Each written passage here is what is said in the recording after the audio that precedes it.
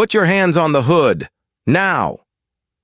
The order struck with sudden force as Officer Derek Hayes moved directly into Marcus Thompson's space, slapped the grocery bag out of his hand, and drove him backward with a pressure meant to overpower rather than investigate. Marcus felt the sharp jolt in his chest as the officer's forearm pinned him against his own vehicle. Nothing had been said to him before that moment. He had not been questioned, warned, or approached with even a hint of professional restraint. Hayes acted with the confidence of someone who believed suspicion alone justified physical control. The bag burst open at their feet, but the officer showed no reaction. His grip tightened as if the man in front of him had already been identified as a threat. Marcus steadied his breath, startled by the speed of the confrontation and the certainty with which Hayes treated him as a criminal. He raised his hands slowly, not from guilt, but from an understanding that sudden actions could be misread by a man determined to see danger where none existed. The opening seconds revealed everything about the imbalance between them: authority on one side, assumption on the other, and a prosecutor, respected across federal courts, standing silently under pressure from a man who had not allowed him a single moment to explain. Before going into this story, where are you watching from? Subscribe to the channel, and give me a like so this story can reach more people who care about justice and accountability. Marcus had walked out of a long day in court only minutes before the incident began. His mind was still processing testimony, arguments, and the familiar rhythm of legal procedure. Nothing in his posture conveyed agitation or evasiveness. He was focused, composed, and preparing for an ordinary evening with his family. The last thing he expected was an officer stepping toward him with decisive aggression. Marcus tried to respond with the measured calm that had served him through years of federal service. His voice remained even when he said, "Officer, I am loading groceries into my own car." Hayes did not acknowledge the words. His attention remained fixed on his own assumptions. He did not ask Marcus for identification. He did not ask what he was doing. He did not express concern about anything he had observed. His movements conveyed a belief that the man in front of him had already failed a test he had not been told he was taking. Across the city moments earlier, Hayes had been sitting inside his cruiser reviewing the latest minor calls that filled his shift. He carried a history of complaints that reflected a long pattern of confrontations involving black professionals in affluent areas. He did not see a pattern. He saw justification. He relied on personal beliefs handed down from earlier generations, never questioning the way those beliefs shaped his interactions. When the dispatch notified him of a caller reporting a black gentleman lingering near a Mercedes, he accepted the claim without skepticism. He did not ask whether a crime had been reported. He did not consider the possibility that the caller had projected her own assumptions. He answered the call with an eagerness that outpaced caution, convinced he was responding to a legitimate threat. By the time he reached the scene, his mindset had already been set. The 911 caller, Karen Whitaker, had watched Marcus with a sense of unease she did not examine. She did not recognize him, even though he lived nearby. She did not consider that she had made a judgment without any evidence. She spoke to the dispatcher with firm certainty, fully expecting officers to treat her report as fact. Her confidence was not rooted in knowledge but in the belief that her voice would be trusted. She waited nearby, unaware that her call would initiate a chain of events that would reshape her understanding of responsibility and bias. Once Hayes made contact, Marcus attempted to introduce clarity into the situation. His voice was controlled when he said, "My federal credentials are in the center console. Assistant United States Attorney Marcus Thompson." He offered the information not to claim superiority, but to ground the conversation in fact. His tone carried restraint and professionalism. But Hayes rejected the statement without even glancing toward the vehicle. "Seen plenty of good forgeries," he said, dismissing the possibility that the man he was detaining might be telling the truth. His tone carried indifference, not caution. His response revealed an assumption that no evidence presented by Marcus could override the narrative he had already constructed. Two bystanders witnessed the interaction. Amanda Lee, leaving the store after an early workday, paused when she saw Marcus forced backward. She watched silently for a moment, then lifted her phone and began recording. She did not shout or intervene. She simply captured what she saw, understanding instinctively that documentation might be necessary. The camera recorded the officer's posture, the force he used, and the calm Marcus attempted to maintain. Another witness, retired oil executive Harold Benson, stood nearby and observed with growing concern. He recognized Marcus from previous community events. He knew the man being detained was a federal prosecutor, not a threat. His frustration grew as he saw Hayes ignore every attempt Marcus made to resolve the situation through communication. Marcus remained pressed against the vehicle as Hayes began questioning him in a tone that suggested the answers no longer mattered. The officer repeatedly asked who the car belonged to, but never allowed Marcus enough space to retrieve his identification. Every response Marcus gave was dismissed. Every attempt to clarify was interrupted. The exchange revealed a dynamic in which truth held little value. Hayes had decided who Marcus was before the first word had been spoken. This was not a misunderstanding. It was a conclusion disguised as procedure. The imbalance between their roles became clearer with each passing second. Marcus was a man who had dedicated his career to protecting the integrity of the law. Hayes was a man who believed enforcement began with suspicion rather than evidence. Their collision was not the product of chance. It was the inevitable result of a system that had allowed certain assumptions to harden into habit. Marcus stood silently, weighing each word he might say next. He knew that every sentence had to be measured, every gesture had to be controlled. He understood the risk of reacting with frustration. He understood the power imbalance and the danger it carried. His restraint was not fear, it was discipline. But restraint cannot erase bias, and professionalism cannot undo a decision already made in an officer's mind. Amanda's recording captured the moment in its entirety. No raised voice from Marcus, no threat, no resistance, only an officer acting with misplaced certainty, only a prosecutor trying to prevent an escalation he did not cause.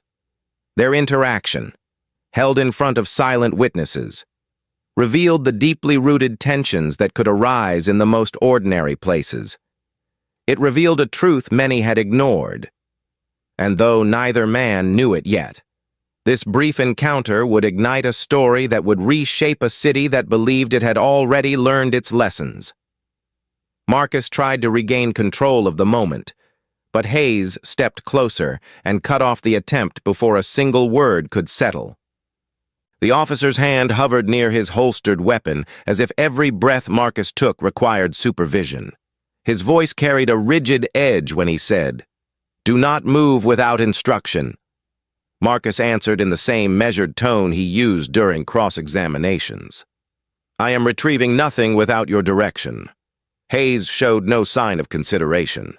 He circled Marcus with a steady, assessing stare, then returned to the same accusation.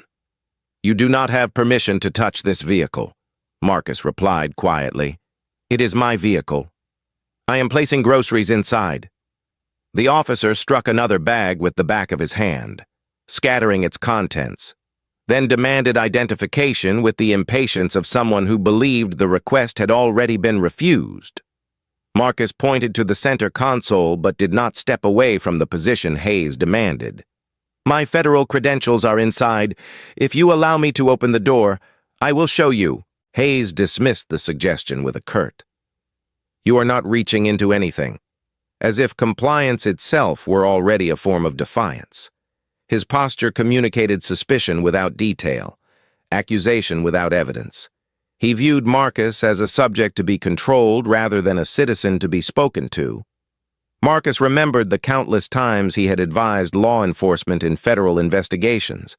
He had explained procedures to officers who handled critical cases with precision and fairness. He had trained younger prosecutors on how to manage difficult interactions without escalating tension. Yet none of that experience helped him now. This officer had no interest in context, credentials, or cooperation. Marcus kept his breathing steady. He focused on clarity. He spoke without raising his voice. Nothing in his tone indicated anger, but Hayes perceived every word as resistance, as if calm were a challenge to authority. The officer stepped even closer, forcing Marcus to remain pinned between duty and danger. Marcus searched for an opening to introduce reason, but Hayes filled every space with control. Several feet away, Amanda Lee held her phone steady. She did not speak. She simply recorded. Her expression shifted from confusion to concern as she watched Marcus explain himself repeatedly without receiving acknowledgement. She understood, even without training, that the interaction lacked basic procedural fairness. She captured the officer's gestures, the dismissal of every credential Marcus attempted to present, and the imbalance of power unfolding in front of her. Amanda recognized that the man being detained showed no signs of threat. He displayed restraint, discipline, and patience. She had never seen an officer reject information with such immediacy. She kept recording because the truth required more than memory. It required evidence. Not far from her, retired Executive Harold Benson stepped closer, unable to remain silent. He knew Marcus by reputation and by past community work. He recognized the voice of the man being treated as a suspect. He knew the tone Marcus used when discussing legal matters during local events. Harold raised his hand slightly, hoping to interject. "Officer, I watched him pay for every item," he said with a steady, unshaken voice. He made no attempt to leave without his receipt. Hayes did not acknowledge him. Harold took another step. "This gentleman is not committing a crime." Hayes turned with a sharp motion and delivered a pointed command. "Step back. This does not involve you." Harold held his ground but remained silent, understanding that pushing further might escalate the situation in a way that would put Marcus at greater risk. He remained present, ready to speak if necessary. Karen Whitaker stayed in her vehicle. Watching the scene she had initiated with her 911 call, her reaction carried a mixture of discomfort and uncertainty. She had assumed the officer would approach the situation with caution, not aggression. She expected questions, not force. She did not step out of her vehicle. She did not interrupt. She remained still, realizing that her assumption had triggered a confrontation she had not intended to witness. Her certainty now gave way to doubt, but the moment no longer belonged to her interpretation. Meanwhile, Marcus attempted once more to state his identity clearly. "Officer Hayes, please allow me to retrieve my badge. I am a federal prosecutor assigned to the Western District of Texas." Hayes repeated his earlier claim, this time with a sharper tone. "I have seen false credentials before. You are not reaching into that vehicle." Marcus felt the familiar blend of frustration and discipline pressing against each other. He kept his voice neutral. "I cannot demonstrate who I am if I cannot move." Hayes stepped forward until the gap between them nearly disappeared. "You will move when I tell you to move." Each command grew louder, not from necessity, but from a desire to assert authority over a man he had decided did not belong in the place where he stood. At that moment, Sergeant Lisa Ramirez arrived. She had supervised Hayes before. She had reviewed several of the complaints filed against him. She had raised concerns repeatedly to her command staff and had been met with indifference, explanations, and the familiar refrain that proactive officers attract complaints. When she approached the scene, she did not start from assumption. She observed, she listened, she assessed the posture of both men. Marcus stood still, hands visible, voice calm. Hayes moved with agitation that exceeded the situation. Ramirez stepped between them with a firm, controlled presence and said, "What is the status here?" Hayes responded quickly, as if reporting an imminent threat, possible auto burglary, suspicious behavior. Ramirez turned her attention to Marcus. "Sir, what is your role here?" Marcus answered with the clarity she sought. "I am loading groceries into my own vehicle. My credentials are in the console." She studied his expression, his voice, and the way he held himself under pressure. She recognized integrity when she saw it. "Let him retrieve the credentials," she said. Hayes objected instantly, but Ramirez cut him off. "Stand back." Marcus stepped only when instructed. He opened the door slowly, retrieved his badge case, and handed it to Ramirez with deliberate care. She examined the raised seal, the federal identification, and the credentials she had seen many times throughout her career. She looked at Hayes with a controlled, steady tone. "It is real." Hayes stared at the badge, then at Marcus, then back at Ramirez. She added, "You have detained a federal prosecutor without cause. Release him immediately." Hayes hesitated, as if struggling against the idea that he had misjudged the entire encounter. Marcus stood still, waiting. Ramirez repeated herself with unmistakable authority. "Release him! Now!" Hayes finally stepped back. The tension did not vanish. It shifted. Marcus did not speak. He did not raise his voice. He simply looked at the officer who had treated him as a criminal for performing an ordinary task. Ramirez met Marcus's eyes and said, "You are free to leave." "Sir." Her voice carried apology without wording it directly. The moment ended, not with closure, but with the beginning of a reckoning none of them yet understood. The video reached the internet before Marcus had even closed the vehicle door, carried there by Amanda Lee's steady hands and the clarity of what her camera captured. She posted it with a simple caption describing what she saw, and within minutes, thousands of viewers responded with disbelief, anger, and recognition of a pattern they had witnessed too many times before. Comments multiplied, each one echoing the shock of seeing a federal prosecutor treated as a suspect without a question asked.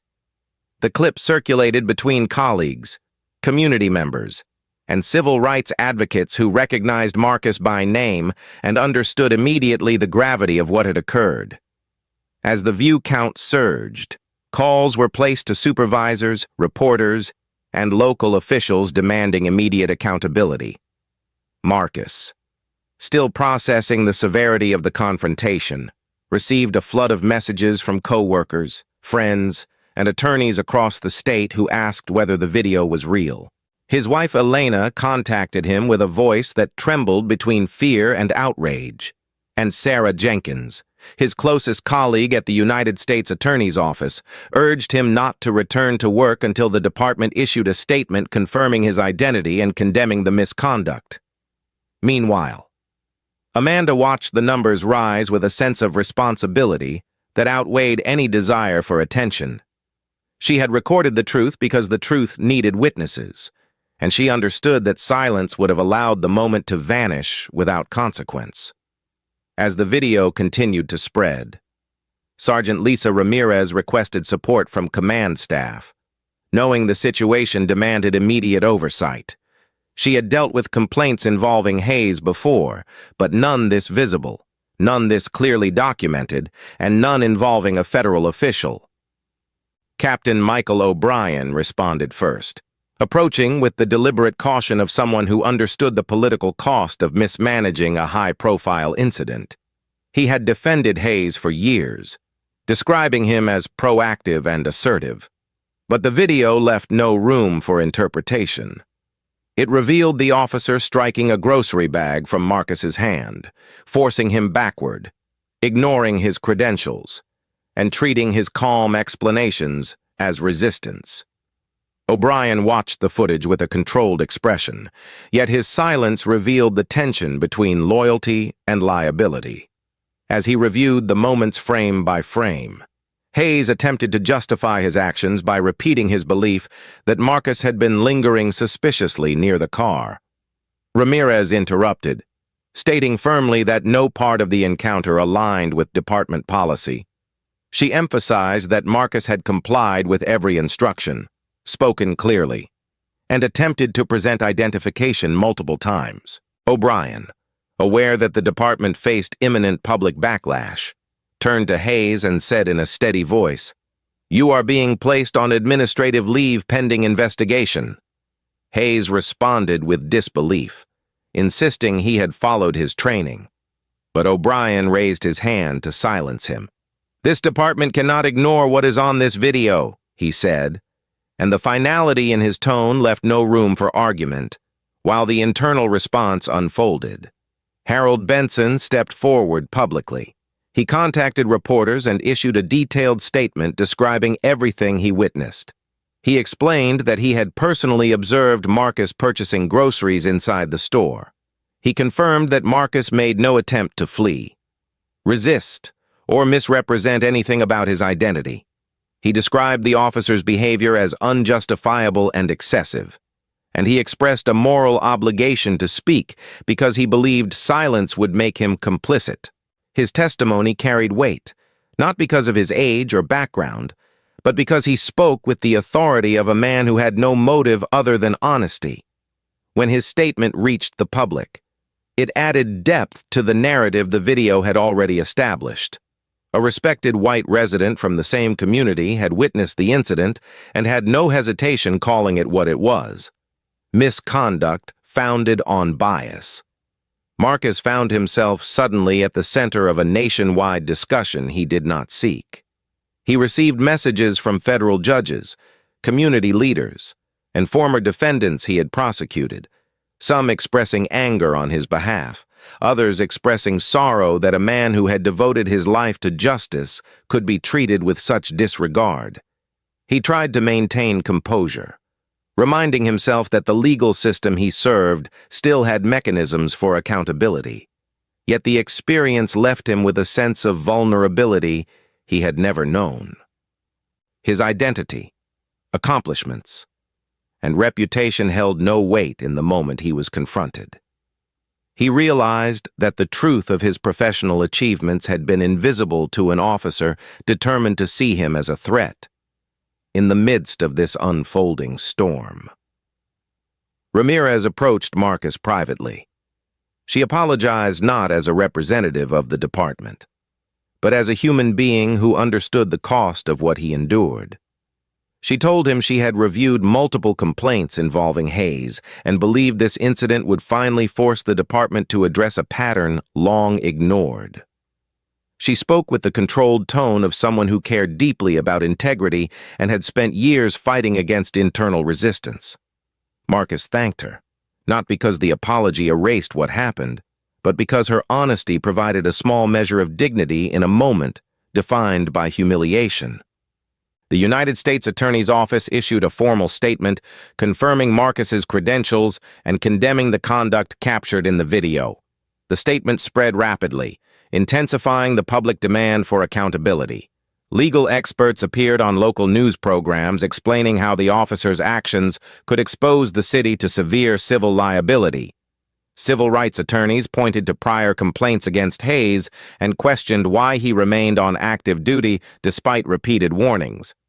Activists referenced broader patterns in law enforcement, emphasizing that this incident reflected a systemic issue rather than an isolated error. City officials received thousands of messages urging immediate action, and local council members called an emergency meeting to discuss policy failures. As pressure mounted, Hayes remained in a defensive posture. He insisted to anyone who would listen that he had acted correctly, that he had perceived a threat, and that he had every right to detain Marcus.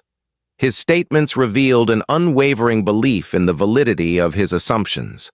He did not express regret.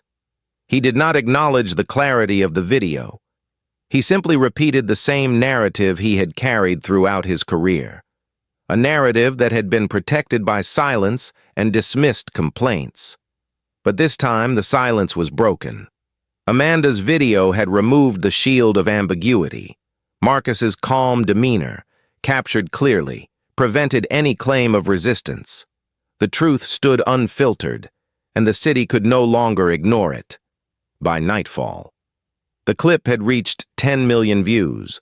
Commentators across the country discussed the incident as an example of implicit bias in policing, and national civil rights organizations issued statements supporting Marcus. The overwhelming response forced the Austin Police Department to acknowledge the seriousness of the situation. They announced an immediate review of Hayes' conduct, including an examination of every complaint previously filed against him. The decision marked the first step in a process that would expose far more than a single incident.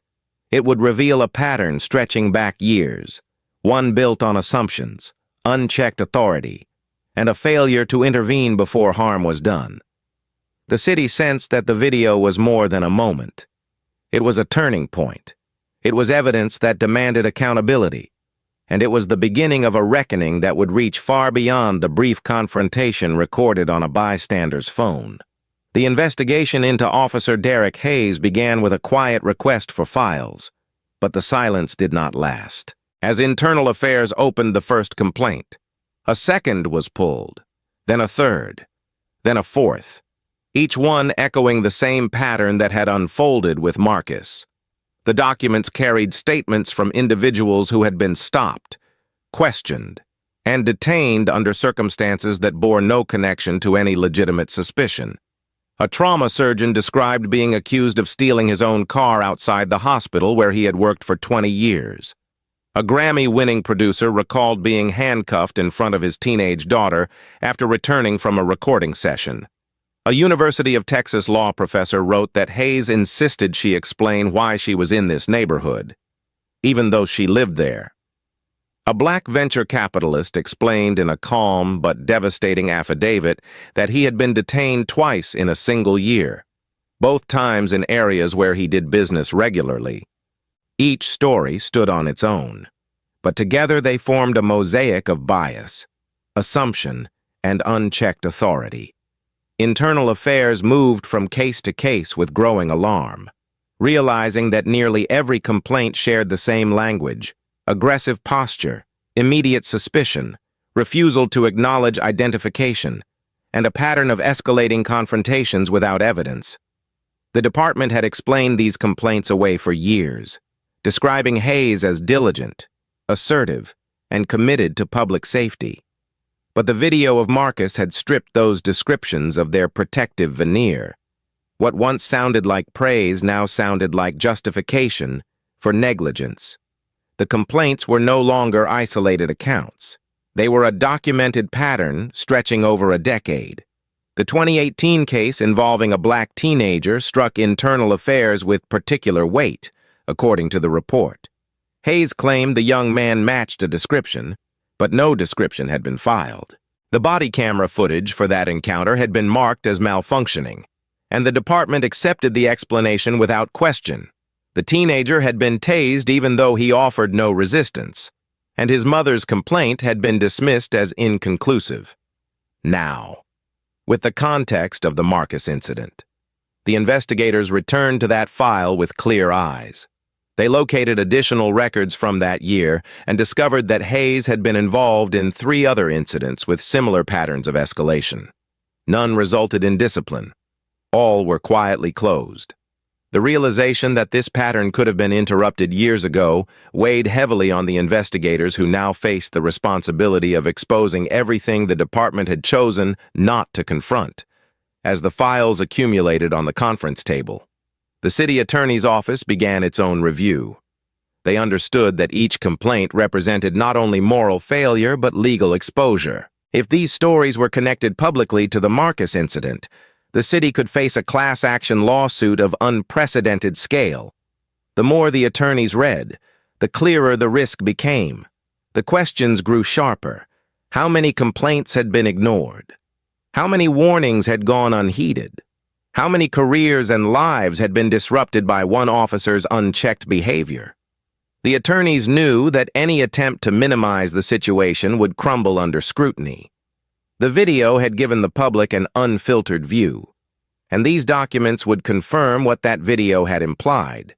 The department had overlooked repeated signs of bias for 12 years, while the internal machinery of the city worked to understand the scope of the problem. Hayes sat alone in his home, attempting to convince himself that he was the victim of misunderstanding. His wife confronted him with the truth he refused to acknowledge. She asked why 15 complaints existed. She asked why people who had done nothing wrong continued to appear in his record. She asked why the department had received so many accusations of profiling tied to his badge. Hayes offered the same explanations he had always given: miscommunication, bad timing, suspicious behavior, uncooperative individuals. But she no longer heard justification. She heard a man who refused to recognize the consequences of his own actions. The argument escalated. Words that had been held back for years were spoken without restraint. Within days, she filed for divorce. Hayes tried to rationalize her decision by blaming the pressure of the investigation. But the truth reached him in the quiet moments when no one else was present. He understood that the pattern others now saw clearly had been visible in his own home long before the city acknowledged it. He had refused to change. He had refused to listen. And now the cost was unfolding around him. Internal Affairs continued its work with a level of urgency that had been absent in previous years. They interviewed every previous complainant they could locate. Some cried as they described how powerless they had felt. Some spoke with calm precision, relieved that someone finally believed them. Some expressed anger that it took an incident involving a federal prosecutor for the department to take their experiences seriously. A young man who had been tased in 2018 said he had stopped trusting law enforcement entirely. A professor said she had warned her students about interactions with officers in certain neighborhoods because of her experience. A business executive explained that he had spent years avoiding areas where he might encounter Hayes again. Each interview revealed a life reshaped by a moment of unnecessary confrontation. Each testimony carried a truth the city had ignored for far too long.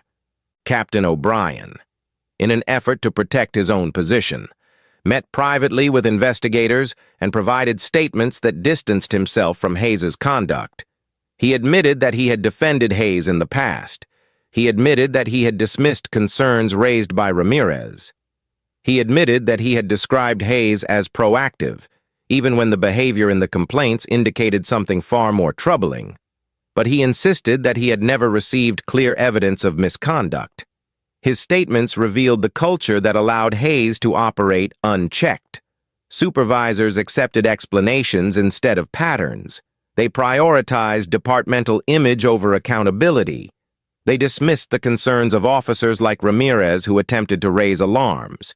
When Internal Affairs summarized O'Brien's interview, they concluded that leadership had failed at multiple levels. Failing to act had become its own form of action. Marcus learned of the 11 previous victims through a briefing arranged by the city attorney's office. He listened as each case was described.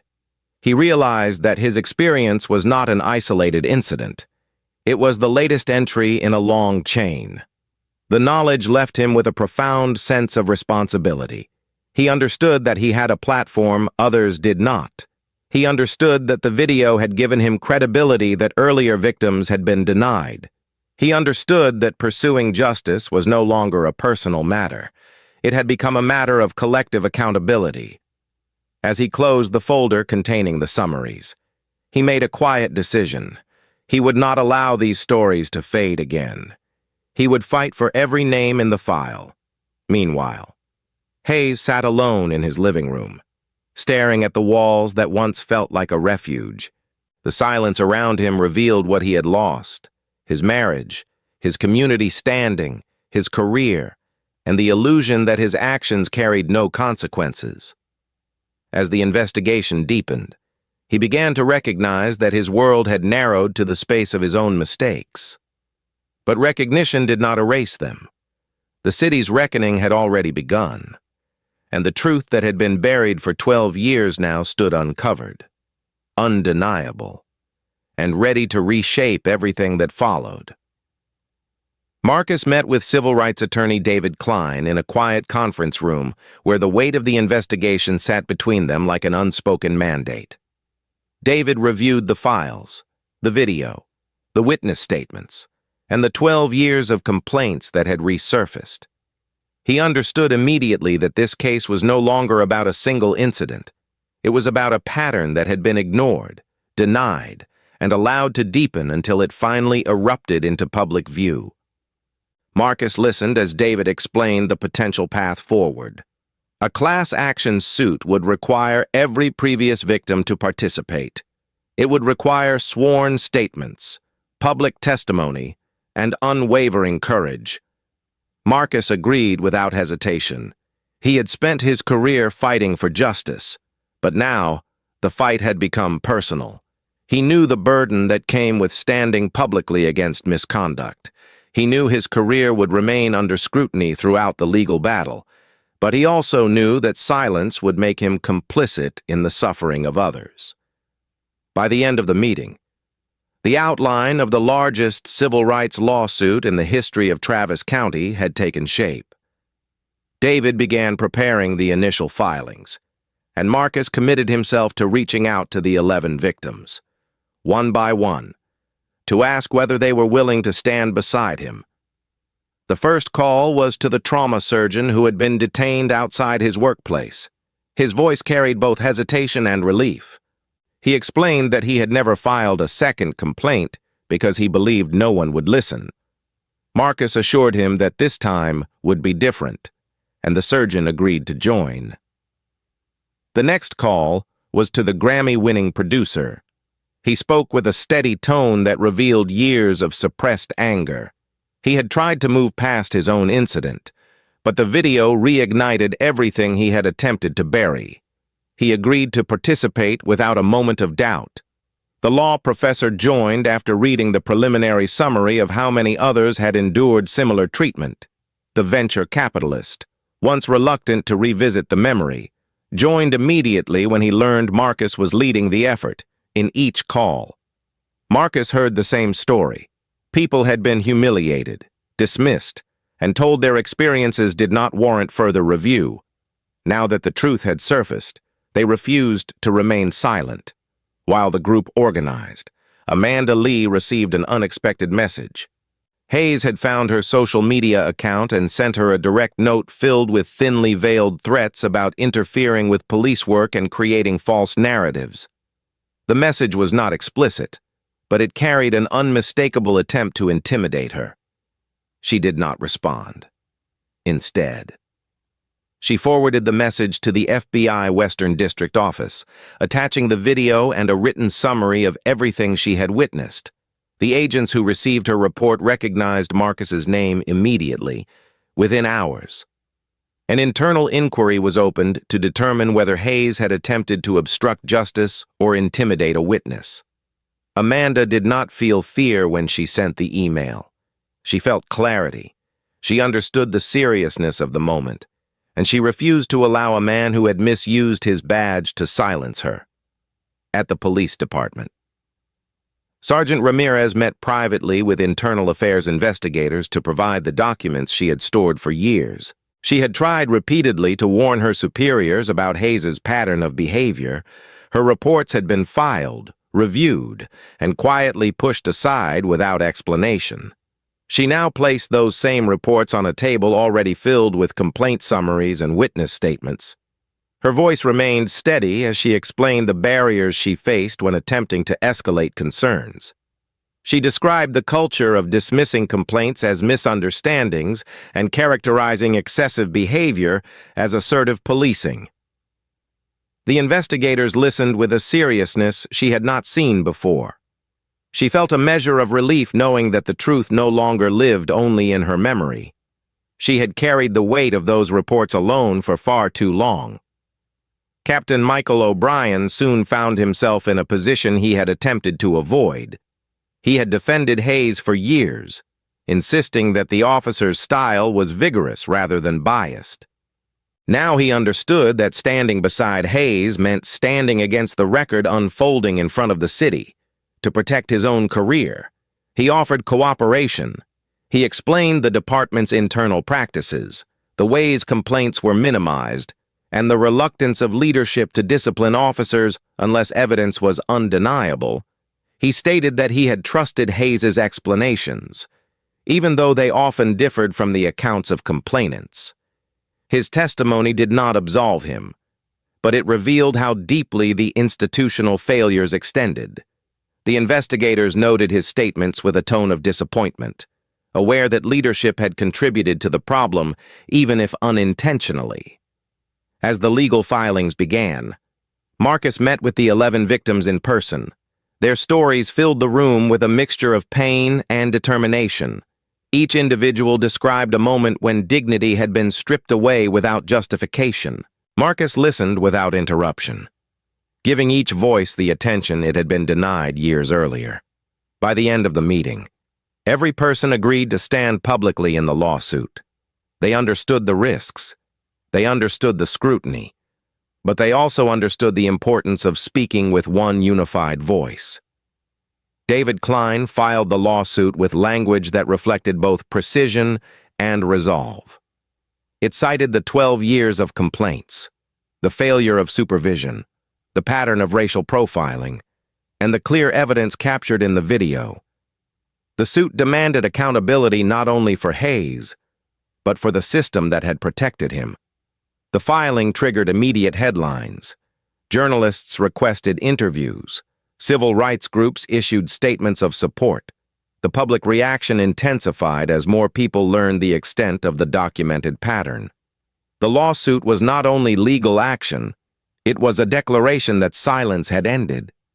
As the city prepared for a legal battle unlike any it had faced before, Marcus took a quiet moment to reflect on the path that had brought him here. He had built his career on logic, evidence, and fairness. Yet the moment he had been forced against his own vehicle, none of those qualities had protected him. He understood that the fight ahead would be long and exhausting, but he also understood that this fight mattered. He was no longer standing only for himself. He was standing for everyone whose complaints had been ignored. He was standing for those who had been dismissed, disbelieved, and disregarded. He was standing for accountability in a place where accountability had failed, and when the final signatures were placed on the class action filing, the city felt the shift. The voices that once spoke alone now spoke together. The silence that once protected misconduct now confronted it. The fight of the no longer silent had begun, and nothing could return the city to the way it had been before. The city entered settlement negotiations with a sense of urgency shaped by fear, responsibility, and the undeniable clarity of the evidence. The attorneys representing Austin understood the scale of the problem the moment the class action filing reached their desks. Every document, every statement, every failure of oversight had been placed into public view. The risk of proceeding to trial was too great. The video of Marcus was irrefutable. The testimony of the 11 prior victims was compelling. The internal reports revealed a pattern the city could not defend.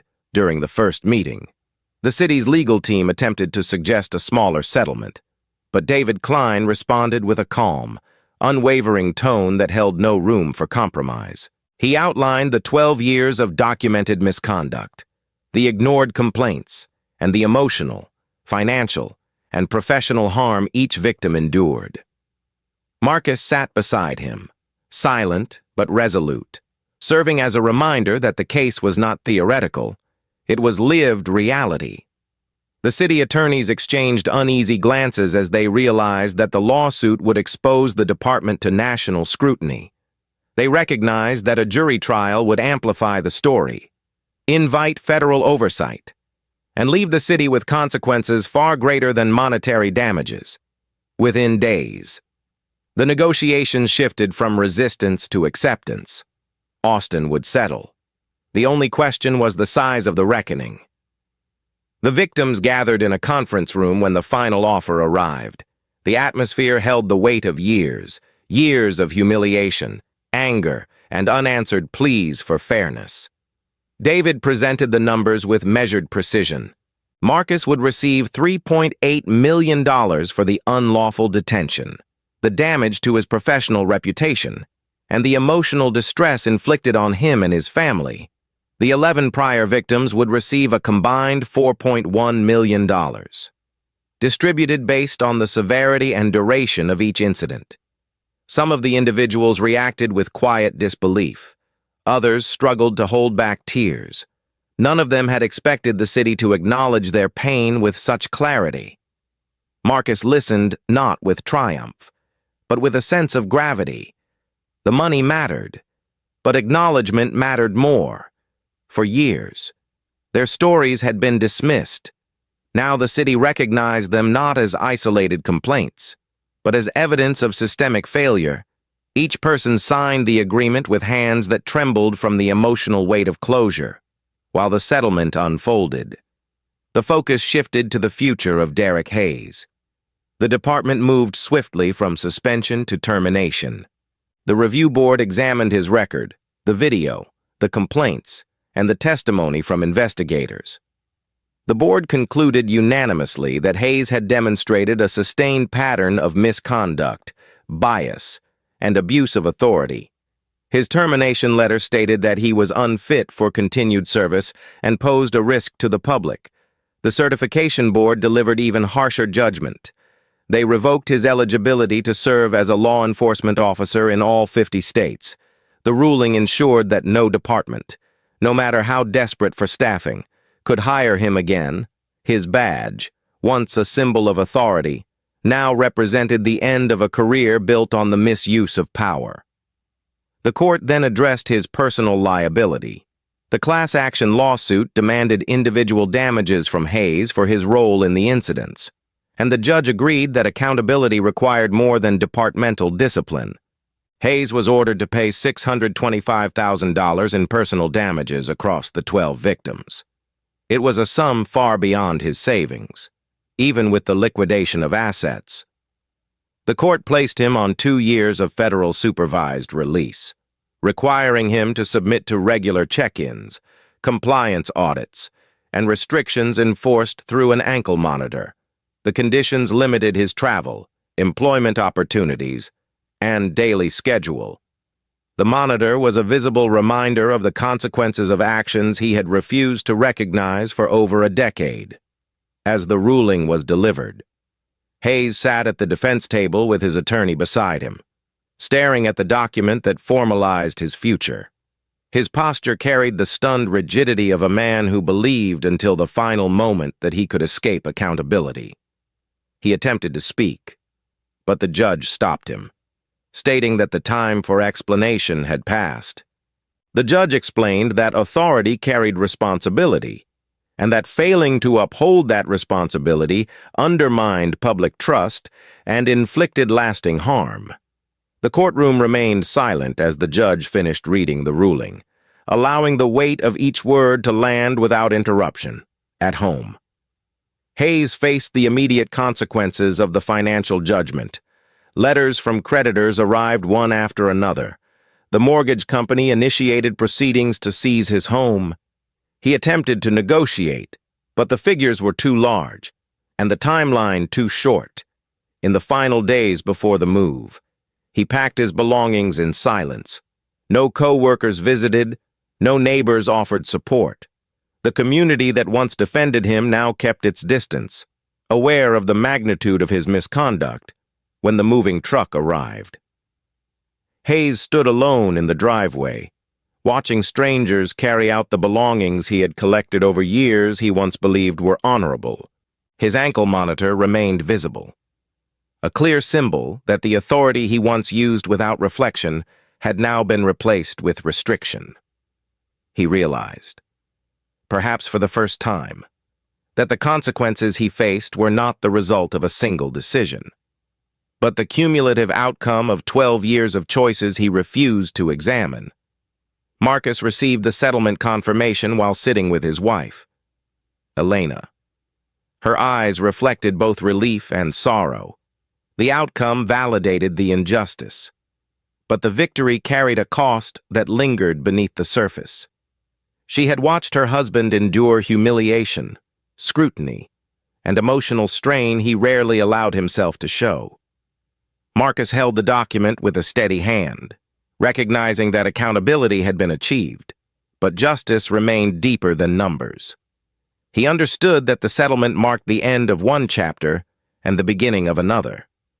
The legal case had closed, but the emotional scars remained for everyone involved. The 11 prior victims shared similar reflections. Each felt seen for the first time. Each felt the weight of their past interactions begin to lift. Each understood that their courage had shifted the city toward a different future. Their voices had shaped the outcome, and their stories had been woven into the judgment that ended Hayes' career. When the final signatures were filed and the court announced the conclusion of the case, the city felt the impact. The judgment was more than a legal decision. It was a declaration that misconduct could no longer hide behind paperwork, excuses, or unchallenged authority. It was a message that dignity mattered, that truth mattered, and that accountability, once ignored, had now become unavoidable. Marcus closed the final document and breathed with the quiet strength of a man who had fought for justice not through anger, but through unwavering resolve. The city had delivered its judgment, and under that judgment, the man who once acted with unchecked certainty now stood without badge, without authority, and without the future he believed he had secured. The months that followed the settlement brought a transformation that neither Marcus nor the 11 victims had expected. The city, confronted with the depth of its failures, began rewriting its policies with an urgency that reflected the weight of the case. The new directive, known throughout the department as Rule 7 Thompson, required automatic independent review when an officer accumulated 7 similar complaints within 5 years. The rule was designed not as a symbolic gesture, but as a safeguard that would prevent another 12-year pattern from being ignored. Marcus observed the discussions from a distance. City officials asked for his input, but he declined to participate directly, believing that the responsibility to reform belonged to those entrusted with leadership. He wanted the department to act not because he demanded it, but because the truth had forced recognition. When the city council passed the rule unanimously, members of the community expressed a sense of relief. Advocacy groups described it as a turning point. Officers who valued integrity welcomed the change. Supervisors acknowledged that accountability would no longer depend on personal judgment, but on mandatory intervention.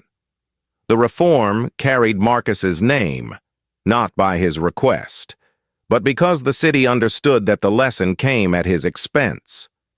Marcus and his wife, Elena, created a scholarship fund to serve students from South Austin and East Austin. They wanted the fund to invest in young people whose potential had been overshadowed by inequity. 30 full-ride scholarships were offered each year, honoring students who had demonstrated resilience, leadership, and a commitment to community service. The announcement brought a wave of gratitude from families who had long struggled to access educational opportunities. Marcus attended the first award ceremony with quiet composure when he spoke. He emphasized that the scholarship was not born from victory, but from responsibility. He explained that moments of injustice should not end with punishment alone. They should inspire pathways to opportunity. His words resonated with the parents seated before him, many of whom expressed that this was the first time they felt the city recognized their children's worth. Elena stood beside him, watching the students receive their certificates with pride. Knowing her husband had turned pain into purpose, Amanda Lee, whose recording had made accountability unavoidable, found herself thrust into national attention. Journalists invited her to discuss the importance of citizen documentation. Civil rights organizations asked her to speak at conferences. She became an advocate for bystander awareness, teaching others how to record safely and responsibly during encounters involving law enforcement. She did not seek fame, she sought truth, when she appeared before a congressional panel studying policing reform. She spoke with the same steadiness she had shown the day she lifted her phone. She explained that her decision to record had nothing to do with mistrust and everything to do with clarity. She wanted an accurate account, not an interpretation shaped afterward. Her testimony influenced proposed legislation that encouraged civilian oversight and transparency, though she remained a software engineer by profession. Her voice became an unexpected instrument of change. Harold Benson accepted invitations to speak with new academy classes. He did not lecture about law or policy. He spoke about perspective. He told recruits that authority was not a shield, but a responsibility. He explained that he had spent decades believing his interpretation of events was always correct, until he witnessed an encounter that shattered that belief. His presentations became part of the department's training program. In each session, he described Marcus's calm and the officer's refusal to listen. He emphasized the importance of humility, stating that an officer who cannot question his own assumptions should not wear a badge. His words carried unusual credibility because he spoke not as a critic of law enforcement, but as someone who had once trusted the system without question. Recruits listened to him with the respect reserved for those who speak from lived truth. Karen Whitaker, whose 911 call initiated the confrontation, chose to confront her own role in the incident. She spent months meeting with advisors, counselors, and community leaders. She wrote a memoir reflecting on the assumptions that shaped her reaction that day. She admitted her fears, her biases, and the ways her unquestioned certainty had contributed to a chain of harm. The memoir was received with mixed reactions, but she continued to speak publicly in neighborhoods that once applauded vigilance without understanding its consequences. She did not excuse her actions. She acknowledged them. She approached each conversation with honesty and vulnerability, hoping that others might recognize similar assumptions in themselves and choose differently. 18 months after the settlement, the city invited Marcus to attend the unveiling of a plaque outside the Whole Foods where the confrontation occurred. He hesitated at first. He did not want the location of his humiliation to become a monument to the worst moment of his life. But when he read the inscription, he agreed to attend. The plaque bore a simple message. On this spot, Marcus Thompson taught us that dignity does not require explanation. Thank you to every voice that refused silence. The ceremony drew community members, city leaders, and the 11 prior victims. When Marcus approached the podium, he paused before speaking. He acknowledged the pain the incident had caused, the courage of those who stood with him, and the responsibility that came from being placed at the center of a story he never asked to lead. His voice carried calm conviction as he explained that justice was not a moment. It was a process. It demanded vigilance, humility, and an unwavering commitment to truth. He thanked Amanda for recording, Harold for speaking, Ramirez for intervening, and the victims for trusting him. His words resonated with quiet strength. After the ceremony, Marcus returned home with Elena. They sat together, reflecting on the journey. She asked whether anger still lived within him. He answered with a gentle honesty that revealed the depth of his transformation. Anger is still here, he said, but now it has a job. He understood that his story had become part of the city's conscience. He understood that the legacy of the incident extended beyond settlement numbers or disciplinary actions. The legacy lived in the reforms, the scholarship fund, the community conversations, and the accountability that finally took root. He believed that the story would continue to shape the city's future long after the headlines faded. As Marcus looked forward, he recognized that the incident had altered his understanding of justice. It had reinforced the truth that dignity should never depend on perception or permission. It had proven that silence could be broken when enough people chose to speak. And it had shown that a single moment, captured without warning, could force a city to confront the truth it once tried to avoid. The story was no longer about a detained prosecutor. It had become the story of a community deciding that accountability mattered. It became the story of voices rising together, refusing to disappear. It became the story of a city learning, at last, to see. Thank you for listening. If this story moved you, please subscribe and share your thoughts below.